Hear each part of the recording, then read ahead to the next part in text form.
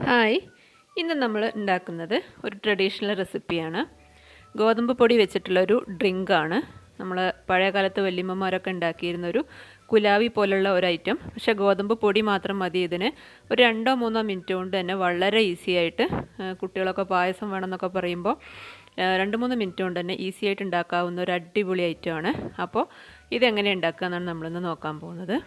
ഇതിന് വേണ്ടി ഒരു പാത്രത്തിലേക്ക് നമ്മൾ 3 ടേബിൾ സ്പൂൺ ഗോതമ്പ് പൊടി എടുക്കുന്നുണ്ട്. പാക്കറ്റിലെ പൊടിയായാലും കുഴപ്പമില്ല, നമ്മൾ വീട്ടിലുണ്ടാക്കിയ പൊടിയായാലും കുഴപ്പമില്ല. 3 ടേബിൾ സ്പൂൺ എടുത്തു. ഇനി അത് കുറേശ്ശെ വെള്ളമൊഴിച്ച് ഒരു പായസത്തിൻ്റെ രൂപത്തിൽ കുറച്ച് വെള്ളമായിട്ട് കലക്കിയെടുക്കണം. കട്ടകളൊന്നും ഇല്ലാതെ കലക്കിയെടുക്കുക, അത്രയേ ഉള്ളൂ ഇതുകൊണ്ട് ഉദ്ദേശിക്കുന്നത്. ചപ്പാത്തിക്ക് കുഴക്കണ പോലെയല്ല. നന്നായിട്ട് സ്പൂൺ വെച്ചിട്ടോ അല്ലെങ്കിൽ എങ്ങനെയായാലും കുഴപ്പമില്ല, നന്നായിട്ടൊന്ന് മിക്സ് ചെയ്തെടുക്കുക. കുറേശ്ശെ വെള്ളം ഒഴിച്ചിട്ട് മിക്സ് ചെയ്തെടുക്കുക. കട്ടകളൊന്നും ഇല്ലാത്ത രീതിയിൽ മാക്സിമം കട്ടകളൊക്കെ ഒഴിവാക്കി ചെയ്തെടുക്കുക. ഈ ഒരു പരുവത്തിലാണ് ഉണ്ടാവുക.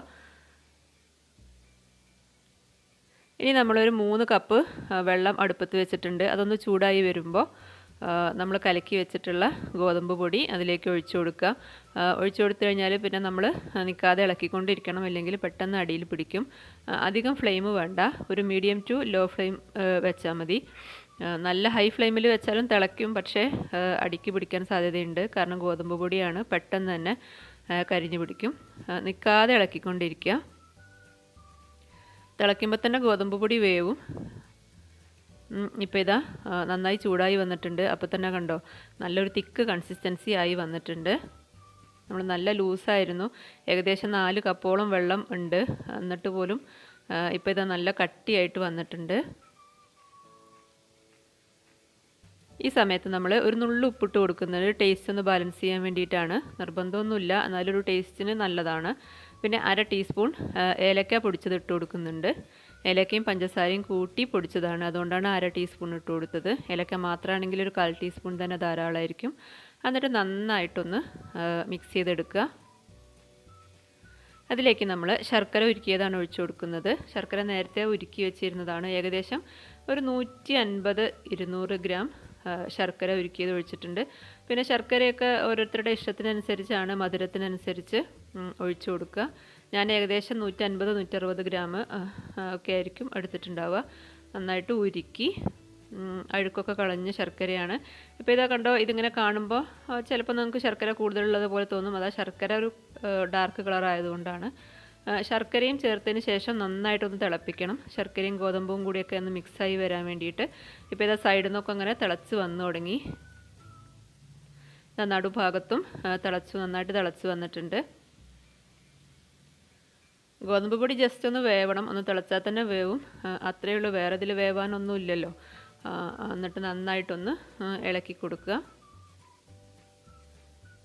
നന്നായി തിളച്ച് വരുന്ന സമയത്ത് നമ്മൾ കുറച്ച് തേങ്ങ ചെരുവിയത് ഇട്ട് കൊടുക്കുന്നുണ്ട്. ഒരു 1/2 കപ്പ് തേങ്ങയൊക്കെ ഉണ്ടാവും. അത് കൈ വെച്ചിട്ട് തന്നെ നന്നായിട്ടൊന്ന് തിരുമ്മിയിട്ട് ഇട്ട് കൊടുക്കുക. അപ്പോൾ തേങ്ങയുടെ പാലും ഒന്ന് മിക്സാവും. തേങ്ങ ഒക്കെ നമുക്കിങ്ങനെ കടിക്കാൻ കിട്ടും ചെയ്യും. ആ ഒരു പരുവത്തിൽ വേണം ഇട്ട് കൊടുക്കാൻ. ഈ തേങ്ങ ഇട്ടതിന് ശേഷം ഒന്ന് ഇളക്കി കൊടുക്കുക. അപ്പോൾ തേങ്ങയ്ക്ക് ചെറുതായിട്ടൊരു വേവ് ഉണ്ടാവുമല്ലോ, അപ്പോൾ ഒന്നങ്ങോട്ട് തിളക്കട്ടെ. മാക്സിമം ചെറുതാക്കി ചിരവിയാലും മതി, അല്ലെങ്കിൽ നമ്മൾ കൈ വെച്ചിട്ട് നന്നായിട്ടൊന്ന് തിരുമ്മിയിട്ട് അങ്ങനെ ഇട്ട് കൊടുക്കുക. ഇടയ്ക്കിടയ്ക്ക് കടിക്കാൻ കിട്ടുമ്പോൾ ഒരു ടേസ്റ്റാണ്. ഇപ്പോൾ ഇതാ കറക്റ്റായി വന്നിട്ടുണ്ട്. കറക്റ്റ് ഒരു കൺസിസ്റ്റൻസി ഇതാണ്. ഒരു 5 മിനിറ്റൊക്കെ കഴിയുമ്പോൾ ഒന്ന് നന്നായിട്ട് ഒന്നുകൂടി കുറുകി വരും കേട്ടോ. പായസം ഏതായാലും അങ്ങനെയാണ്. ഇനി നമ്മളതൊന്ന് വറുത്തെടുക്കുന്നുണ്ട്. പഴയ രീതിയിൽ തന്നെ ഞാൻ ചെയ്യണത്. അണ്ടിപ്പരിപ്പ് മുന്തിരിയൊക്കെ ഉണ്ടെങ്കിൽ അങ്ങനെ ചെയ്യാം.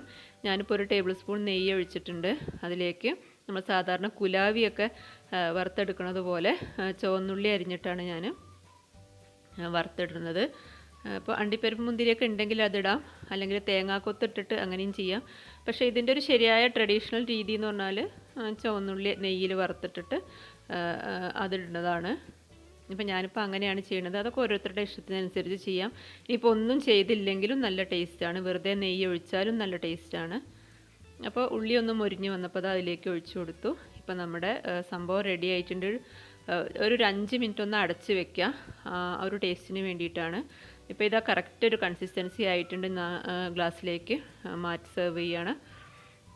നല്ല അടിപൊളി ഒരു ഐറ്റമാണ്. എല്ലാവരും തന്നെ ട്രൈ ചെയ്ത് നോക്കുക. കുട്ടികൾക്കൊക്കെ നല്ല ഇഷ്ടമാകും, മാത്രമല്ല നല്ല ഹെൽത്തിയാണ്. അപ്പോൾ വീഡിയോ ഇഷ്ടമായി കഴിഞ്ഞാൽ ഒന്ന് ലൈക്ക് ചെയ്യുക, കമൻറ്റ് ചെയ്യുക. Thank you.